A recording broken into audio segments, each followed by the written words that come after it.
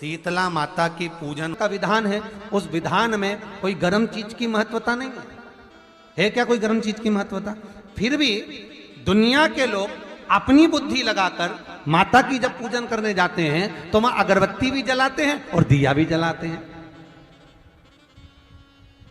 अब एक तरफ तो तुम माता को ठंडा पानी का भोग लगा रही हो, एक तरफ तो ठंडा भोजन चढ़ा रही हो, एक तरफ तो ठंडे का प्रयास कर रही हो, और ऊपर से माता को तुम दिया लगाकर अगरबत्ती लगाकर तुम माता को सम्मुख में गर्म तत्व को प्रदान कर रही हो, और फिर आकर कहती हो कि मेरा बच्चा क्यों बीमार पड़ता है, मेरे पति को अगर बार बार ये कष्ट क्यों आता है, घर में लोग चिड़चिड़े क्यों हो जाते हैं, घर में लोग क्लेश क्यों करते हैं, आखिर कारण क्या है? तो कारण तो तुम खुद हो कि जो चीज लिखी है वो ना करते हुए दुनिया जो कर रही है तुम वो करना चाहते हो। तुम भगवान की पूजन उस विधान से नहीं करना चाहते जो विधान शास्त्रों में।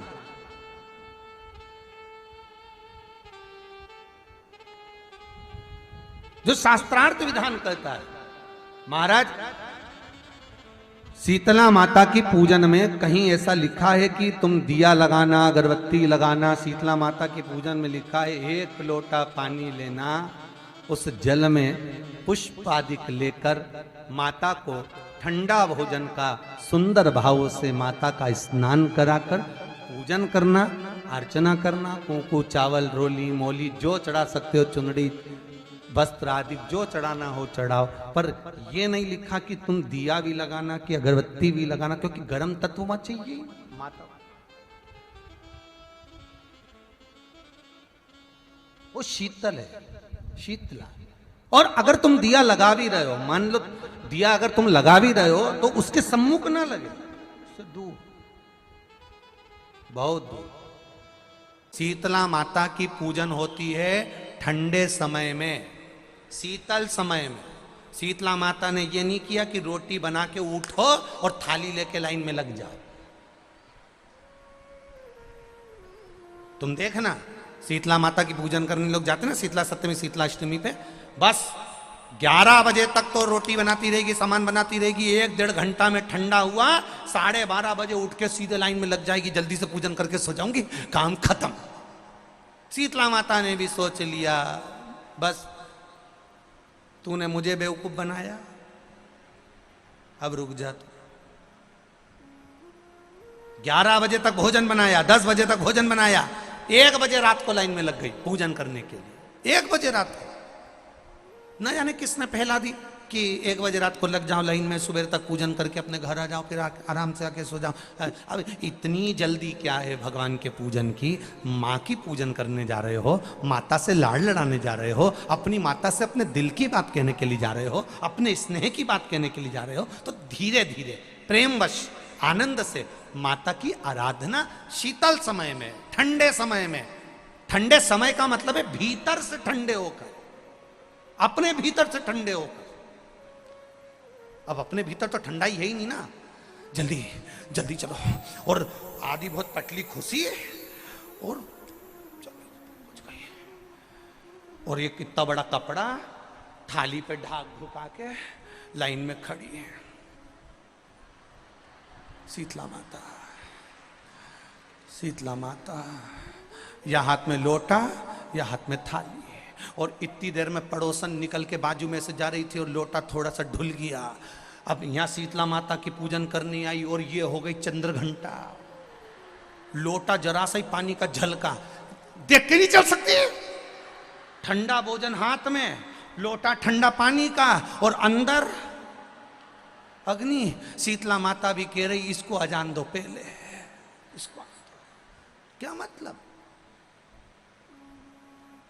भीतर से शीतल हुई है, भीतर से ठंडे हुई है। चित्त, वृत्ति, मन जब भीतर से शीतल होगा, ठंडा होगा, तो मेरी शीतला माता, तुमने पूजन करा ना करा, मेरी शीतला माता प्रसन्न हो जाएगी। बस भीतर से शीतल होइए, ठंडे होइए भीतर से। एक शीतल आरती होती है,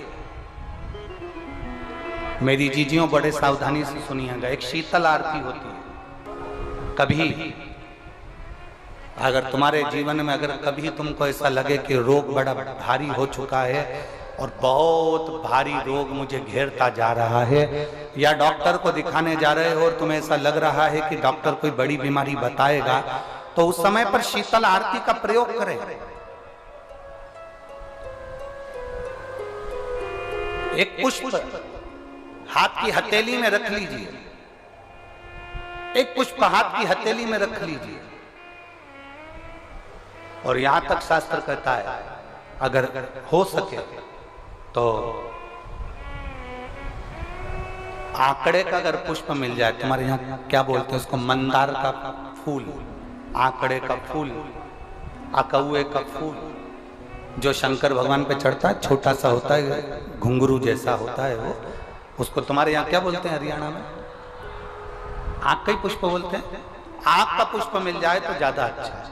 अब उसमें चाहे सफेद हो, चाहे नीला हो, चाहे गुलाबी हो, जैसा भी हो, हाथ में रखने के बाद हाथ में एक लोटा जल, भगवान शंकर के शिवालय में जब आप प्रवेश करें और प्रवेश करते समय भगवान के सम्मुख में जब भगवान शंकर के साक्षी में जब पहुंचे, आपके सामने पूजन में कोई भी सामग्री नहीं है, आपके पास में न दिया है, न बाती है, न गर्भवती है, न चंदन है, न कपूर है, न कोई सामग्री है, केवल एक आंख का पुष्प और एक लोटा जल आपके पास में है। शिवालय में पहुंचकर शीतल आरती का प्रयोग करो। 11 बार भगवान शंकर के 11 रुद्रों का स्मरण कर कर जब 11 बार शंकर के शिवलिंग के ऊपर से नीचे तक वो कलश को जब घुमाया जाता है और घुमाने के बाद वो आंख का जो पुष्प है वो अशोक सुंदरी वाली जगह पर समर्पित कर कर भगवान शंकर को जो जल चढ़ाया जाता है, जो जल समर्पित किया जाता है, डॉक्टर भले तुमसे कह रहा हो कि तुम्हें बड़ी बीमारी के चांस हैं, आप जाकर एक बार चेक कराना, तुम्हें वो बड़ी बीमारी निकलेगी ही नहीं, उस रोग से तुम मुक्त हो। इसको शीतल आरती का प्रयोग किया गया। ये शीतल आरती, इसको शीतल आरती कहा। शिव की प्राप्ति का, एक रोग से मुक्त होने का। अब आपसे कोई कहे कि ये शीतल आरती का प्रयोग सबसे पहले किसने करा, तो आपको ध्यान लगाना है इस प्रयोग को। सोमनाथ जी की कथा का स्मरण करिएगा, सोमेश्वर की कथा का स्मरण करिएगा। भूमि पर गिरा और भूमि पर गिरने के कारण उससे एक वृक्ष उत्पन्न हुआ जो नीम का वृक्ष कहलाता है, नेमाड़ी का वृक्ष कहलाता। इसलिए साउथ में, दक्षिण में नीम के वृक्ष को स्वयं देवी का प्रतिबिंब माना जाता है। नीम के वृक्ष को स्वयं माता का प्रागट्य उत्सव माना जाता है। नीम के वृक्ष को स्वयं देवी का भाव वर्णित किया जाता है। और बहुत सुंदर बात है महाराज जी, जिसके शरीर में माता निकल गई हो, दाने दाने पड़ गए हो पूरे शरीर में, बुखार भी बहुत तेज आ रहा हो और पूरे शरीर में माता जी निकल गई हो, एक लोटा पानी जिसके शरीर में माता जी निकली है उसके पास में रख दो और वो पानी उठाकर नीम के पेड़ में उस व्यक्ति के ऊपर से 7 बार उतार के नीम के पेड़ में डाल दो। 3 दिन के अंदर उसकी माता जो शरीर में निकली हुई है, दाने दाने पड़े हुए हैं, जो बुखार बहुत तेज आ रहा है, उसमें धीरे धीरे आराम मिलना प्रारंभ हो जाता है। यहां तक शास्त्र कहता है कि किसी व्यक्ति को अचानक बहुत तेज बीमार आ गया, बहुत तेज बुखार आ गया, या एकदम, हम तो यहां तक कहेंगे कि ये वायरस चल रहा है, महामारी चल रही है, और कंठ में भी आपको अगर जलन पड़ रही है, कंठ रुक रहा है, बुखार बहुत तेज आ रहा है, शरीर में ताप है, डॉक्टर को दिखाओ मना नहीं है, सब कुछ करो मना नहीं है, पर 1 लोटा पानी अपने ऊपर से उतार कर 21 बार नीम के पेड़ में ले जाकर नाम गोत्र बोलकर डाल दीजिए और नीम के पेड़ के नीचे की मिट्टी को अपने कंठ पर लगा लीजिए। 20 से 25 मिनट बाद आपको आराम लगना प्रारंभ हो जाएगा। ये उमा देवी है। जगह की मिट्टी काया के रोग को ठीक कर देती है महाराज। अगर किसी व्यक्ति को चर्म रोग हो गया, कुष्ठ रोग हो गया, चमड़ी सफेद पड़ गई, रोग समाप्त नहीं हो रहा, बढ़ते जा रहा है, औषधियां आपने बहुत कर ली, तो 3 जगह की मिट्टी आपको फल प्रदान करेगी। पहला, सूर्य कुंड की मिट्टी। स्कंद पुराण सूर्य कुंड कहां पर है, तो कहा दतिया और झांसी के बीच में सूर्य कुंड निवास करता है।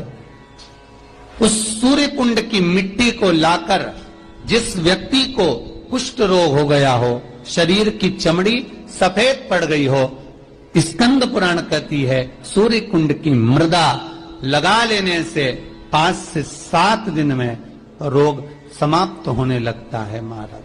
पर सूर्य को सर्वाधिक प्रियता क्या?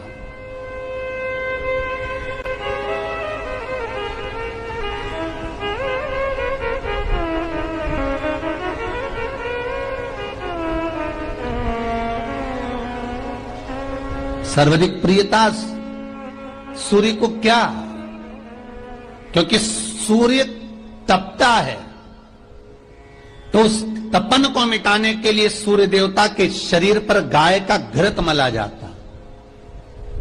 जैसे शनि को तेल लगाया जाता है, सूर्य को घृत मला जाता। इसलिए सूर्य कुंड का एक नियम है कि सूर्य कुंड पर से अगर हम मिट्टी लेकर आते हैं, शरीर पर लगाने के बाद जब शरीर का चर्म रोग समाप्त हो जाए, सफेद चमड़ी अपने वापिस रंग में आ जाए, तब आप जितनी कामना कर आते हैं उतना घी उस सूर्य कुंड के पास में डालना पड़ता है।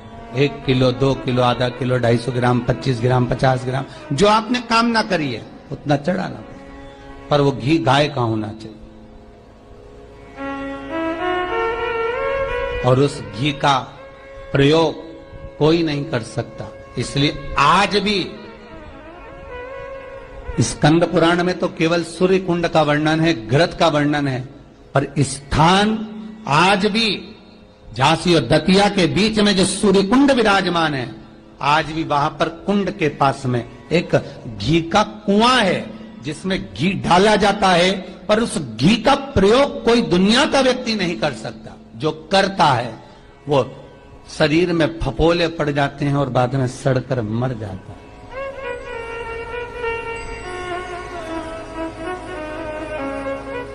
घृत है, पर गंध नहीं, घृत है।